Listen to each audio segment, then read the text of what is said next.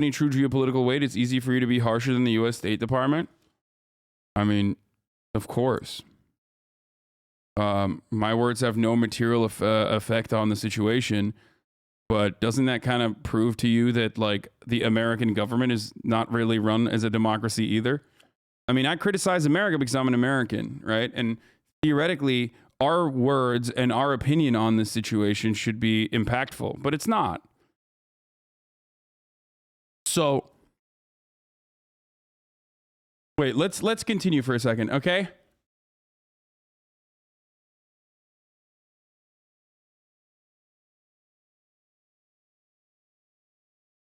So here's what I think is going on currently, or what is scary for everyone involved is Vladimir Putin using the situation to take over and permanently take over even the Ukrainian occupied parts, of now territory that it now declared sovereign and independent this past week, right? The Donbas region. And there are areas there. First of all, that region currently has 7% of the entire 7% of the entire Ukrainian country's citizens, right? And what? Break the internet again? What the fuck is this?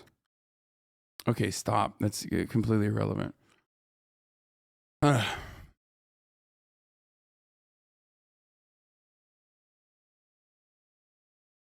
So if they actually move further, because right now they have troops inside of Ukrainian borders, but in the separatist-controlled states, okay?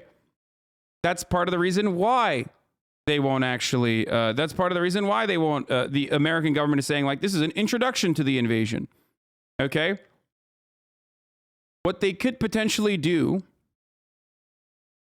no, we got to listen to people like this guy. What they could potentially do is take over the entirety of that region, and there would be actual fucking war, okay, in that situation. There would be, like, not war and not an invasion like what's going on currently with no fucking fire and just shelling, back and forth shelling, but, like, actual war where Russian troops are fighting against the Ukrainian National Guard in an effort to overtake the rest of the Donbas region and declare it fully independent and sovereign from Ukraine, and then most likely run another fucking referendum to be like, oh yeah, look, all of the Ukrainian people evacuated from this area, and now everyone that's Russian is saying they want to be a part of Russia. Like, oops, we're taking over. Okay? That is the exact same fucking that is the exact same playbook from, I mean, in some ways from Crimea, but definitely even closer to Georgia. That's why they used the exact same press release from when they did this in Georgia. Okay? So,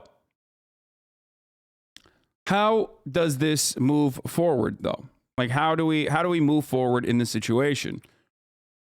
So what they possibly could do is take over even more strategic positions beyond the Donbas region, and then hyper-focus everyone's efforts onto that additional encroachment, and then basically neutralize all the conversation and force the most favorable Minsk II agreement that they wanted to create upon Ukraine by being like, here, look at the other territory that we actually went into with our troops, hyper-focus on that. This territory now, the territory that has already been run half by like Russian partisans and Russian people and wanted sovereignty or whatever. This area is now Russian territory. Okay? And that is, in a way, that is exactly similar to Crimea, because Crimea, or fears about Crimea were neutralized, or fears about Crimea and anger about Crimea from the rest of the world and from Ukraine was basically tempered because they had more pressing matters at hand, right? The two people's republics that they recognized earlier this week. Yes, one thing I hear is Mariupol is another potential area of strategic interest that they could shift their focus onto so that nobody fucking gives a shit about Donbass anymore. Okay? Does that make sense?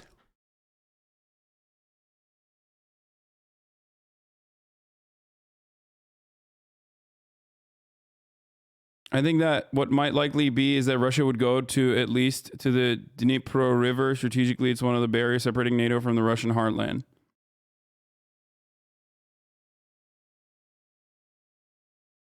$100 IQ prediction. They get Kiev, say this is Russia now, and then threat Poland border with Belarus. Mark my word, in 5 years. Okay. The reason why I've said that is a laughable notion, because like there are 44 million people in Ukraine. Okay, they have guns, they have training. Like America couldn't deal with the insurgency in Afghanistan. Why do you think Russia will be able to do that in its own fucking border? Okay? That like no one wants that. Russians don't fucking want that. The Russian people don't want that. At least the polling that I have seen thus far show that the broader Russian people do not want to take over fucking Kiev.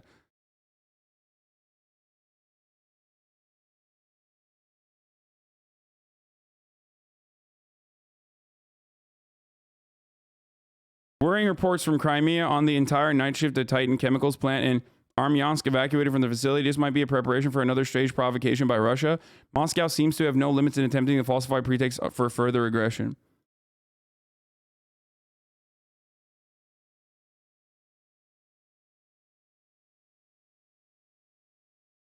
Afghanistan doesn't have access to nuclear waste. CNN released a new poll that indicated more Russian people are now for it, but it sounds like BS law. I saw that. Half of Russians say it would be right to use military force to keep Ukraine out of NATO. 43% of Russians said use of military force against Ukraine to join it to Russia would be wrong, while 36% said it would be right. The rest of the respondents said they didn't know if it would be right or wrong. Wait. What? So still more Russians. Wait, how do you write this article and then live with yourself the way that you live? So okay, so I'm right.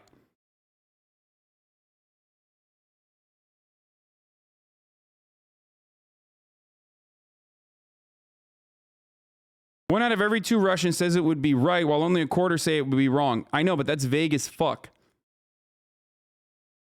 Because right now they're already strong arming Ukraine. They're already using military force in Ukraine to ensure that they do not join NATO.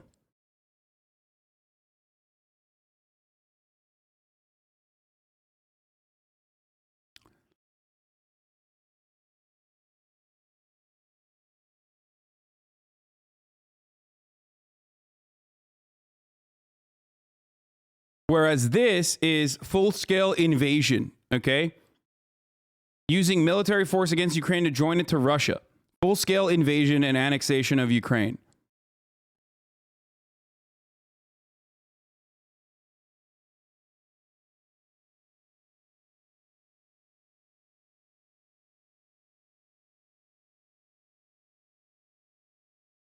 Why is invading Donetsk and Luhansk not counted as a real invasion when it's part of Ukraine? I personally think it is. I personally think that's an invasion. Like it's a baby invasion. Okay, you put your fucking soldiers in there, but it doesn't seem like I don't know, going into Baghdad, for example, right? So why doesn't it feel like the same? Why haven't people started dying in like active hot war thus far? Even though technically it is an invasion. If you're confused at this point about this, if you have this question, Okay, the reason for it is because the the boots on the ground that Russia has brought inside of Ukrainian borders is in a vassal state of Russia, basically. Okay, where a lot of Russian people live and is controlled by Russian people, one of which is literally in Putin's party, and and is a separatist territory that has, for the past 8 years, fought against the Ukrainians, the Ukrainian National Guard, for the past 8 years. Okay, so that's the reason why it doesn't feel like a real invasion. Do you understand? I know that a lot of people have a different points of view on this. I have a different point of view on this. I think it is a real invasion. Okay, if you put fucking military members inside of another country's borders that you are actively saber rattling with, then it's no longer saber rattling. You've actually put fucking boots on the ground.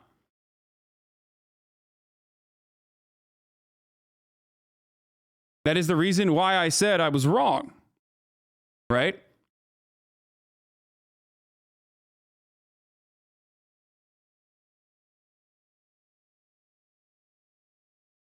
And by definition, it is. By definition, it is a incredibly aggressive move forward. But if you are thinking like, I don't understand it, I don't understand it. Where I don't understand why there's no war going on, why no one has fucking died yet. Like, what the fuck's happening? I'm trying to describe that to you. The reason why is because they haven't actually encroached upon territory that is hostile towards their towards their Russian military yet. Okay? Hostile towards their presence. There's active shelling going on, but they haven't fucking engaged in like real war at the moment.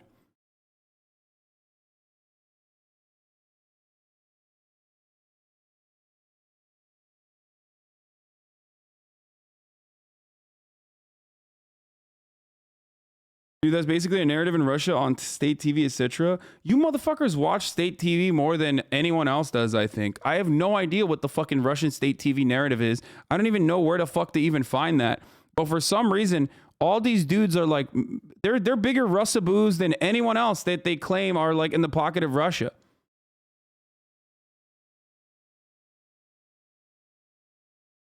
It's so strange. It's like, dude, this is exactly like the same State Department propaganda.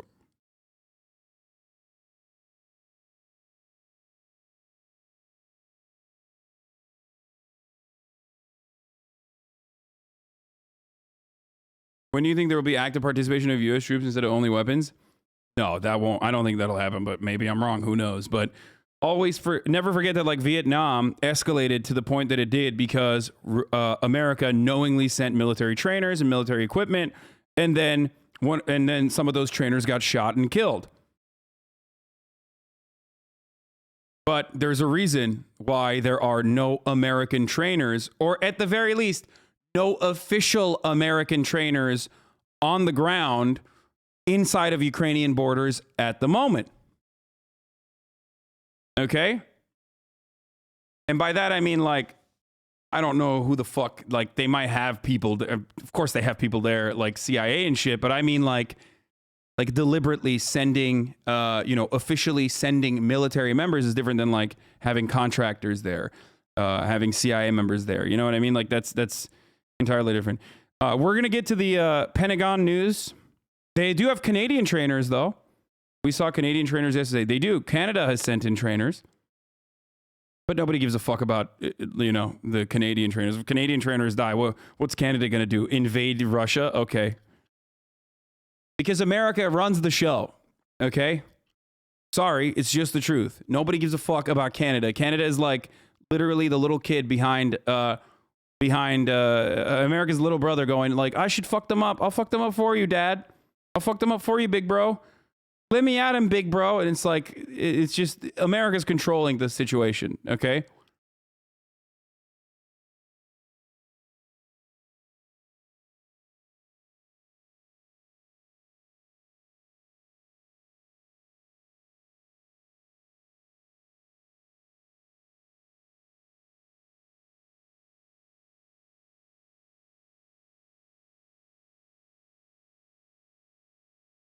Does anyone have a fucking a YouTube link for the Pentagon one? I want to see that one.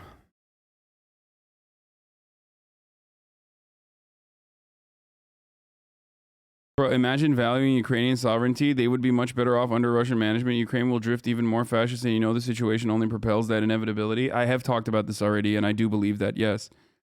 People will get mad at me, but like, I do. Available to strengthen port infrastructure and supply chain resiliency. No, not the press briefing. There's a Pentagon one too, isn't there? But I don't want a defense.gov one. I want to watch the fucking here. To get back online quickly after such an attack? So first, I don't think we're in a position to attribute these cyber disruptions that you're talking about. I assume you're talking about the various websites, the government websites that were taken offline.